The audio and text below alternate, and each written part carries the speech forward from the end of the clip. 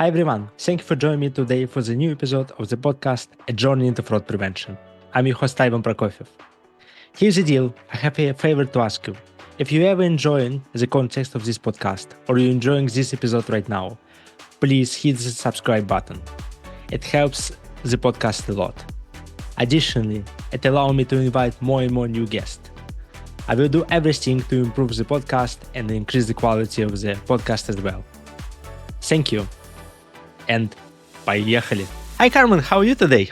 I'm well. How are you? Good Very talking. well, thank you. And thank you once again for finding time to join me today for rating this episode. Oh, anytime.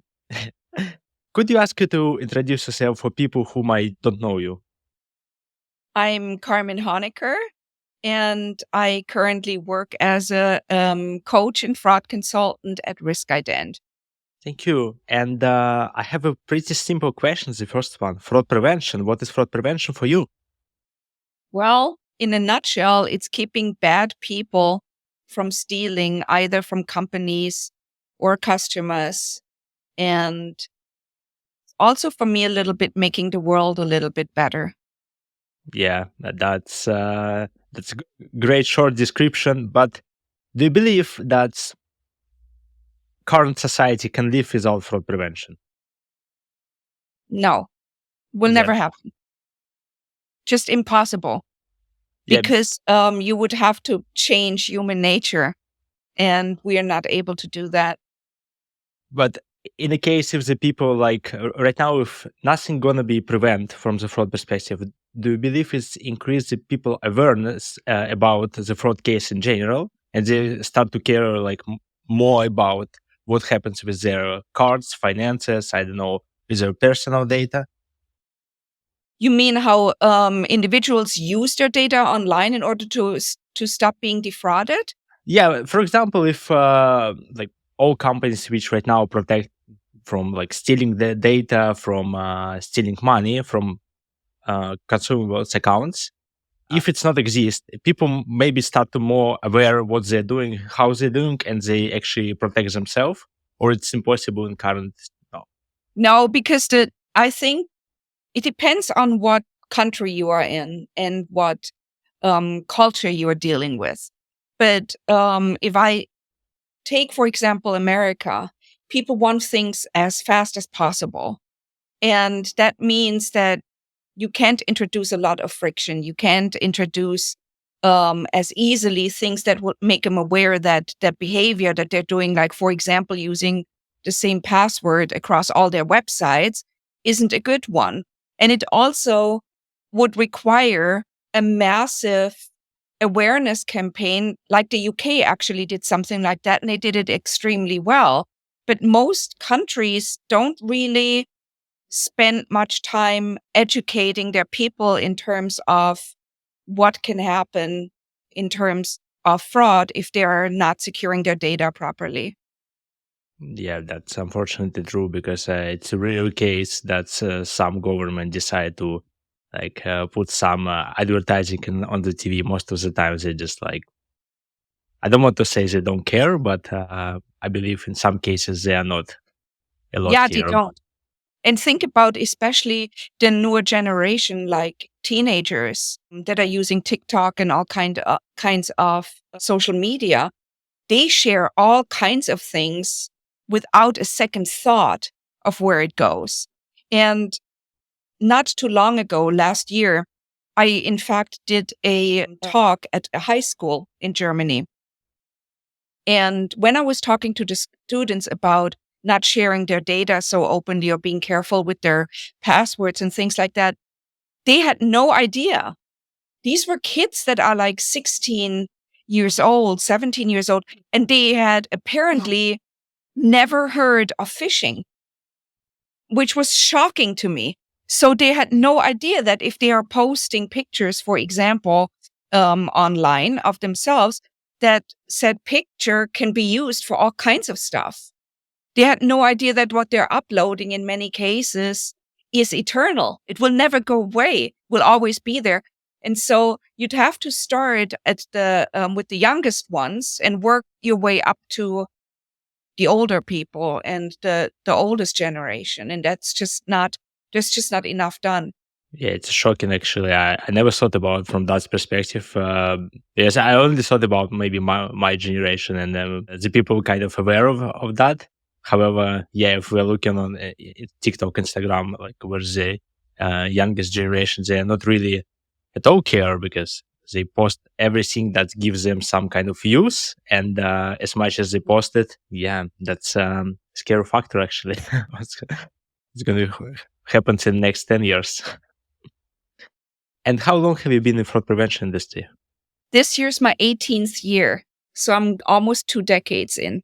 How's this industry so far? What's changed? Can you share maybe some dramatic points in the back which switch industry like dramatically? Well, technically what's changed is it's for the good and for the bad. In like way in the beginning when I started, we were able to sometimes share data amongst us merchants, for example, where we could remember being part of a giant email list of fraud fighters. And we would see, for example, a mule address. And we're able to tell somebody, hey, we are seeing a whole bunch of shipments that are going to this address. And by the way, we just identified it as a mule. And we were able to share that. And then other merchants were able to recall their shipments there or even contact that person and say, we are issuing return labels. Please don't send that stuff out.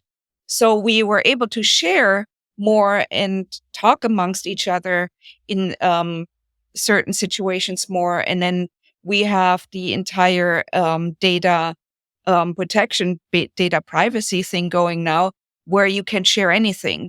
And it has also, of course, evolved in the tools that we're using. I remember sitting there with an Excel spreadsheet and learning things like VLOOKUP and other stupid stuff that I no longer even would know how to use these days.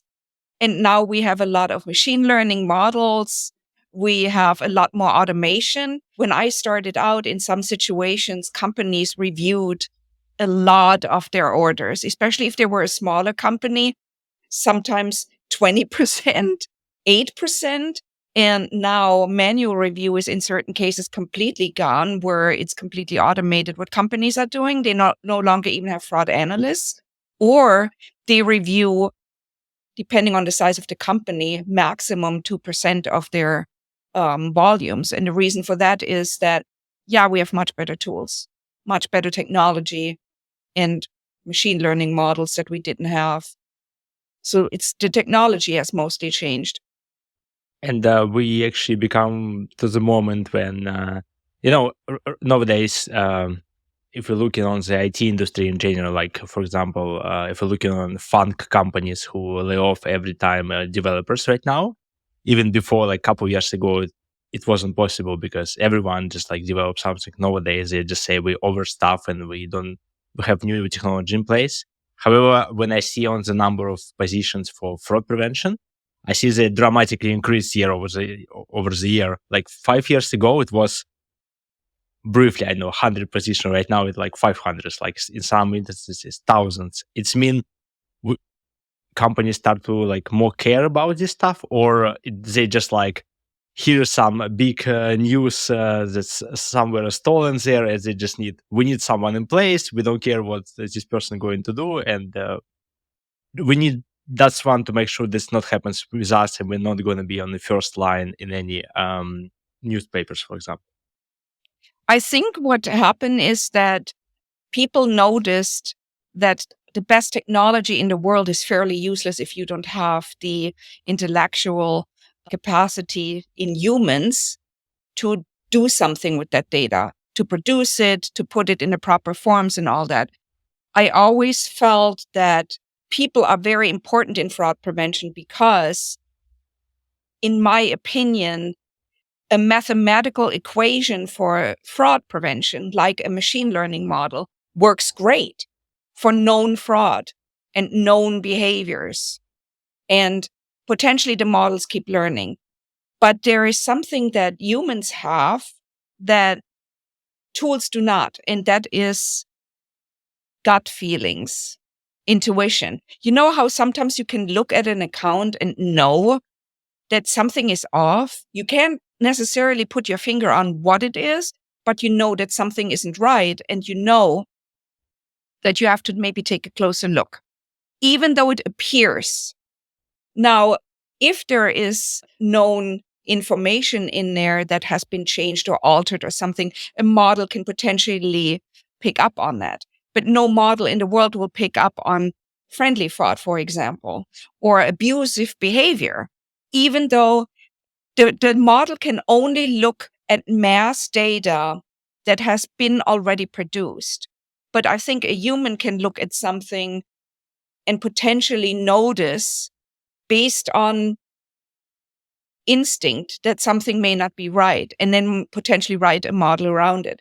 So I think that's one of the reasons that people start noticing the value of humans again. Secondly, you have a shortage of people in fraud prevention. So you have usually roles open because there are not many people who can do what we do. So people who have real experience in fraud prevention, knowing how to recognize things, knowing how to, for example, put an operational department together or do vendor review, whatever it is, are not that many out there. So that's another one while companies keep looking. And I think maybe they learned that fraud prevention should be proactive, not reactive.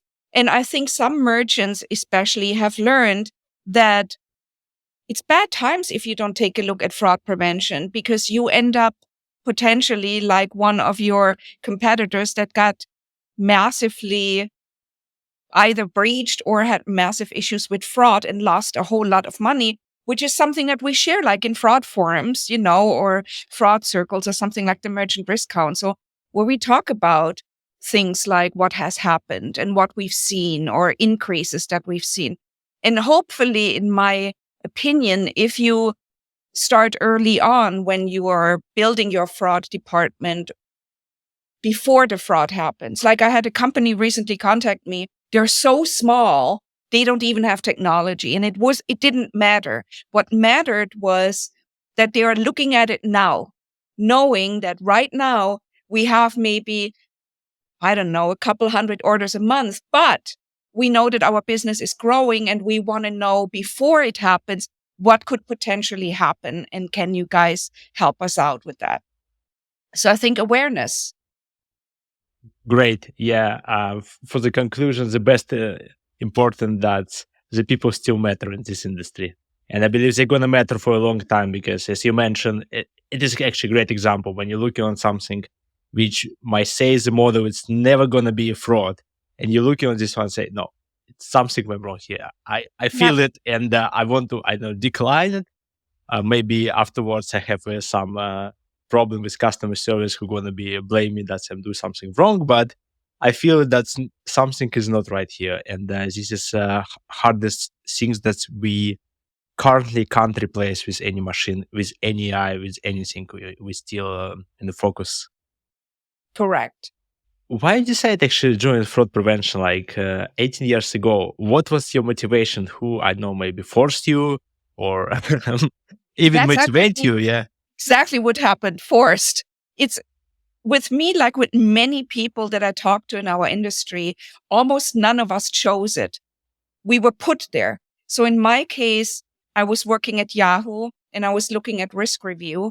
So I had adult content under me and a few other things that nobody wanted to touch. Because I had a very strong sense of right and wrong and I wanted to make a difference. And my management and my execs knew that. So they decided in their infinite wisdom, when fraud hit Yahoo, hey, Carmen, this is literally on the January, like the 1st of January, right when you come in after New Year's and you walk into the office. And the next thing you know, boss VP takes me aside and says, Carmen, you're going to spearhead fraud from now on. I said, I know nothing about fraud. He says, don't worry about it. You learn it. Just hang out with the sales people and the product people. And I'm like, Oh, okay. So that's how I ended up, in fact, in fraud. And in the beginning of my career, the first few years, it was like at Yahoo. The house was on fire. Back then, Visa's risk program was well known and hated. They were, of course, on the fine program for Visa. And the fines were massive because digital goods that size of Yahoo, you can imagine how big it was. And I had very little time, namely about 6 months, to build a global fraud department. And that's what I did. Great. Yahoo still realize I still remember this company, and they still exist for finance, if I'm not mistaken. Yahoo Yeah, Finance. I mean, 2007, they were big. Yeah, they were. Yeah. Yeah, so was a different story. What still motivated you to stay there? I mean, for a long I time. Yeah. Yeah, I mean, I learned a very interesting part about myself, and that is that I probably would have made a great cop or judge or something like that. I realized it already in Germany because I actually started in Germany as a court administrator working for the criminal court. And back then, as a teenager, I thought about becoming a judge or a detective. I have a really strong sense of right and wrong. I have a really strong sense of fairness.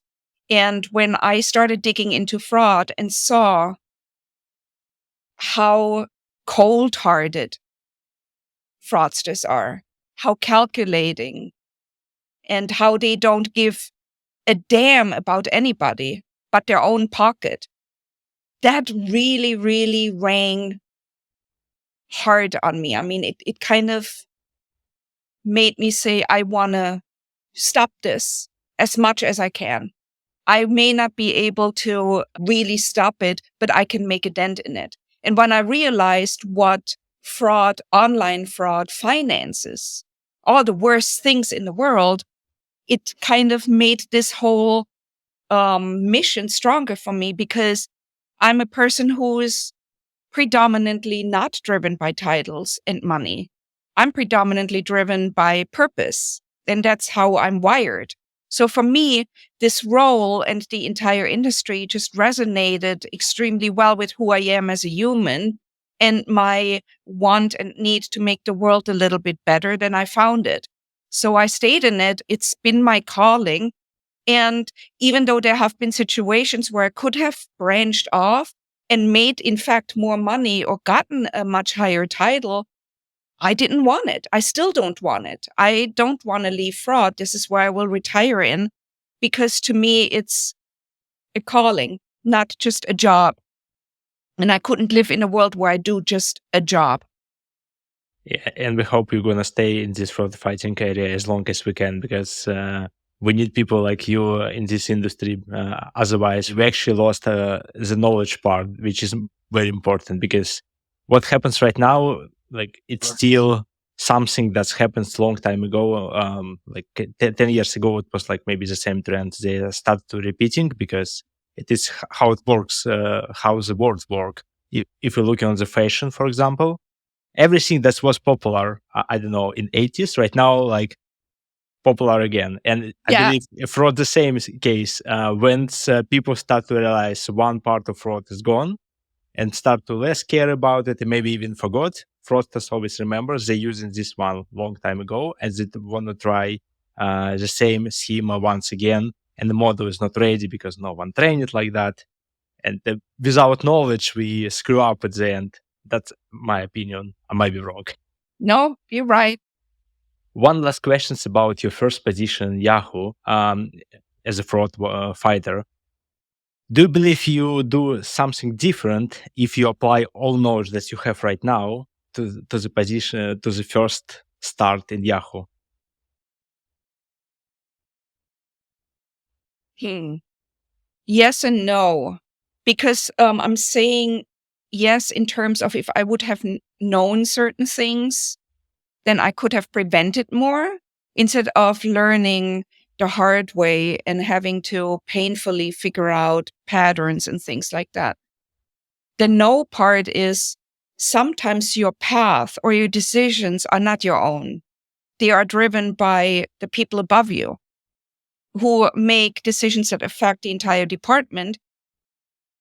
And you don't really have influence on that or the ability to stop that. But overall, there are certain situations where I would have probably stayed clear from. But my curiosity when it comes to fraud and fighting it and going, just like I did at Yahoo, the reason I got this job is because I never said no. They said, hey, Carmen, can you figure this out? Or do you want to take this? In other words, nobody else wants it. I would always say yes, because I was very, very curious. So I built, for example, a fraud department for a psychic hotline. Nobody else has done that. It's always a source of great amusement for my colleagues. But I learned some really interesting things there that I learned in no other company. And that is how psychology works. So I'm not sure if I would make drastic changes. No, not really. It would have just been nice to know some of the patterns before I started, Got you. And speaking about consulting work, which I believe you're doing right now, what's actually the biggest difference between being in consulting work rather than regular position on the merchant side or maybe acquirer side? For me, it works so much better because I get to help many people. So I do a lot of courses and teaching of our existing customers, but also of potential new customers. So now what happens is people that are sometimes not customers, because I still do a roundtable here and there. My company does roundtables, and people ask for specific information, like, hey, does somebody have a connection to this? So I teach all the time. I did the internal training for fraud at my company. I get to share my knowledge with a lot of people, but I am no longer responsible for them not following my advice, for example, or for them not listening. Like when I work for a merchant, I'm in charge of the fraud department, and the company refuses giving me, for example, tools or resources in terms of people to do the job properly, and then wonders why they're hit by fraud. It's still my head on the line because I'm responsible. But now I have all the fun of teaching as many people and sharing my knowledge and helping them with hiring, for example, because I have created decks on how to hire fraud people. How are they different from regular people? That is just so much fun. You're constantly changing your audience. It's broad. It's over numerous countries. And it's very rewarding because you get, I get praise and happiness coming back instead of grief or somebody telling me you can't have any more money or things like that, I believe it is the main the main things that is really like positive outcome of that one. Because when you work on a company, most of the time it's about, let's say it's money. But when you like consulting, it's something you try to influence a lot of the people and try to maybe change their viewing or motivation or even their strategy for a long period of time. Correct. That's great. And what skills are necessary working in consulting actually? I have a great deck on this. Actually, what I found is the most important skill is intuition and who that person is. So when I interviewed people over the years and built various fraud departments and hired, I learned a very interesting fact about people who work in fraud prevention. The vast majority of people is driven by purpose. And they are often very altruistic. So I had people that were working for a battered women's shelter, for a animal shelter, that helped homeless people. Across the board, all of us did a lot of volunteer work and a lot of things that we thought would make the world better. And it was even in the interview, I was interviewing, for example, for interns, for internships a while ago. And found, interestingly enough, all of these girls that applied for the internship said things like, I would love to study medicine so I can find a cure for Alzheimer's. One had started an leprosy colony in India that was providing them with food and fresh water and clean living and all of that. So, because when people are driven by purpose, they take the whole fraud thing more personal. If I am just in a job and I'm here for the benefits and my paycheck, I'm detached from it. I can easily switch and say, well, tomorrow I go there, or it doesn't matter to me.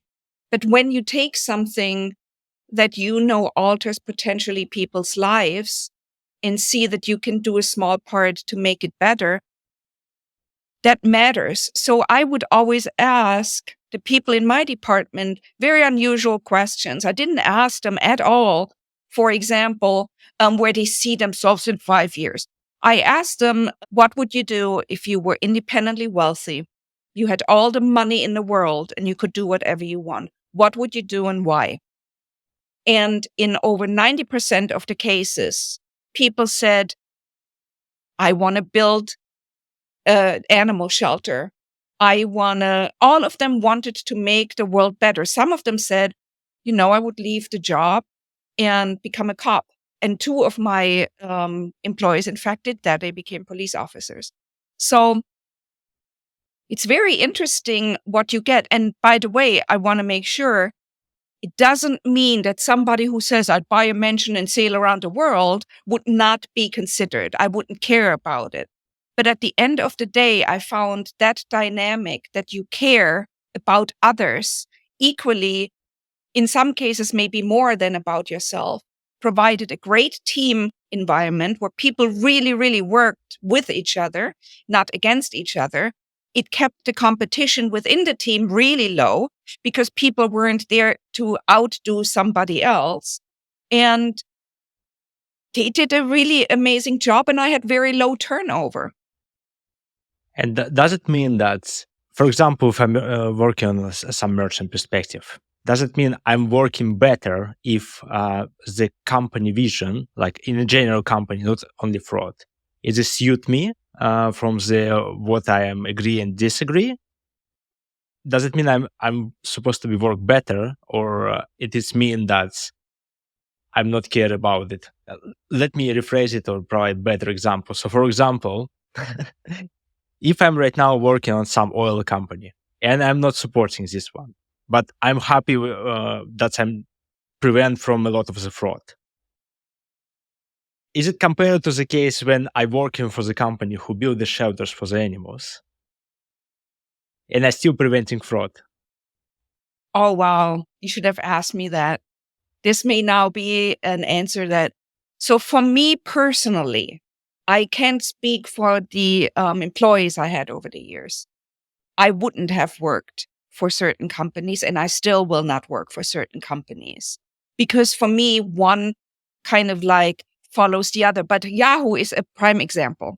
Was I really passionate about search marketing?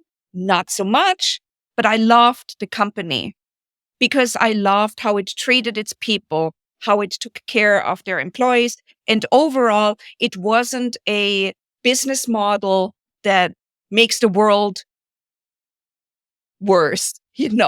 I wasn't like working for, I don't know.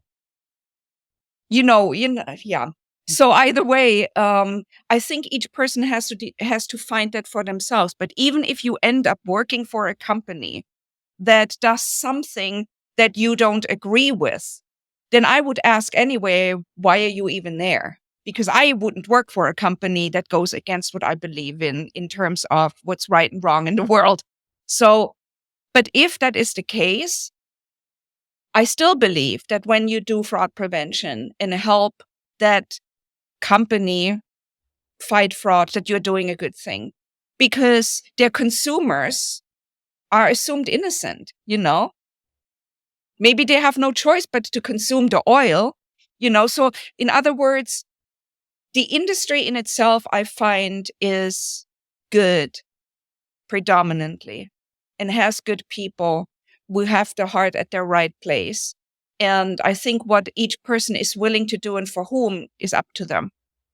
So, and if you're working in a company that's you're not suited for your vision, like as a person, I believe you Yeah, became like um, advocacy of the devil because you just like try to prevent your own thinking that say, no, it's right. I know they're doing bad, but we're doing a lot of the good things. You try to find a way how to not convince people around you, convince yourself that what you're doing is actually better for yourself.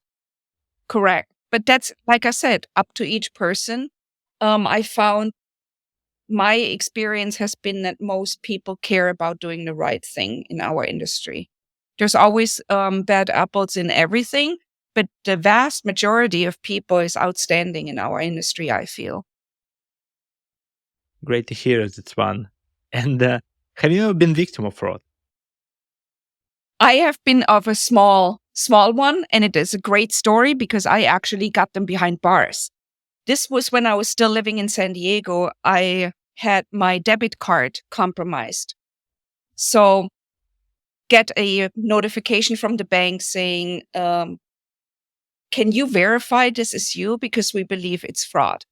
And it was a hotel charge in a tiny cow country place up in Northern California, and a charge for a pizza to a hotel room. And I'm like, obviously, I can't be in a motel. It was a Motel 6, a motel up there and order pizza when I just picked up my dogs from doggy daycare and paid for that. So I, of course, immediately thought, oh, this is going to be great because they messed with the wrong person. So I called my bank and I said, hey, can you tell me exactly what hotel it was? At this point, I didn't know this. And they said, yeah, it's a Motel 6. So I went online. This was, like I said, a small town. They had only 3 Motel 6s.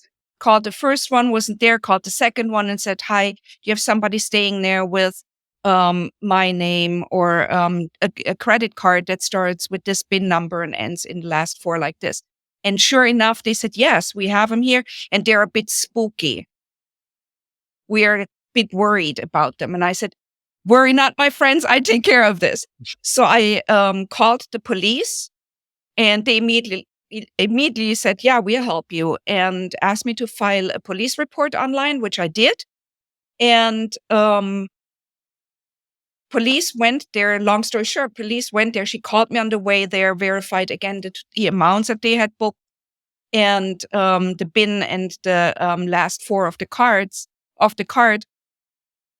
And then she called me back about 2 hours later and said, oh, yeah.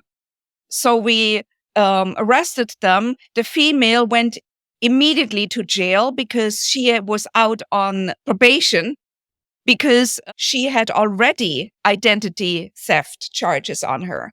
And they also got all kinds of identity theft equipment and tools in the hotel room. Like they got a laptop, they impounded a laptop and various mobile devices that had all kinds of identity stolen on there. So they both went to jail. Great story. Yeah, see, my background likes it too. And then what was really cool was that I called my bank too and told them, hey, guess what? I got revenge. I got them arrested. And they are all, yay. Because you know this, as a fraud analyst, you never get that feedback. You find somebody and you go, it's fraud, but you never truly find out what it did for the person. I know that. And hence I called the bank and they were all happy to hear about it. Great story. It's actually like I feel right now I'm in serious, like some like sitcom movie when something happens, someone calling be arrested at the end. I mean, I really like this one. It's amazing one, to be honest. I mean, if we work in fraud prevention, we know how it works. So I literally started laughing and thought, oh, you idiots, you messed with the wrong person, and made sure they went to jail for it. No, it's really great one. What is the one fraud nightmare case which you, I know, can't shake from your memory? There aren't really any But there's one that I never forgot. And interestingly enough, it was when I was working at the psychic hotline. Because this is when I learned about behavioral profiling. And I learned a lot about human behavior and how psychology can sometimes predict better than mathematics what a person will do or won't do. And I had this young girl who was constantly calling psychics and became addicted to the service and started not being able to afford it, and so she charged back. Then she used dad's credit card and charged back. And of course, I took her account down, but she would always attempt to reopen new accounts. And of course, was easy to catch her. I would shut her down again. And finally, I called her and I said to her, I noticed that you opened yet another account, but I can't reopen you. And she starts crying and begs me to please reopen her account because this is all she has in life right now. It was the most heartbreaking thing in the world. And it made me feel really, really bad. And it was shortly after that, too, that I decided I can't work for the company because this girl could, despite the fact that she had stolen her dad's credit card and had raked up, I don't know how many thousands in charges, could not stop using the service. And that was really hard. Really, really hard.